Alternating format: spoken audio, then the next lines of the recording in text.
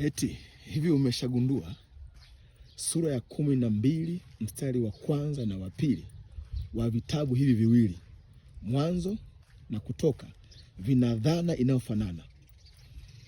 Zote zina dhana ya kutoka na kuanza upya. Ile sura ya Kutoka 12 mstari wa kwanza na wa pili ndio ikanishangaza zaidi. Mungu anawaambia wana wa Israeli, utakuwa ndio mwanzo wenu wa mwezi na ndio mwanzo wa miaka. Ina maana miaka yote ambayo tumeishi imeenda wapi? Yes, hiyo huwa ni tiba ya kisaikolojia, lakini pia ni tendo la kiimani.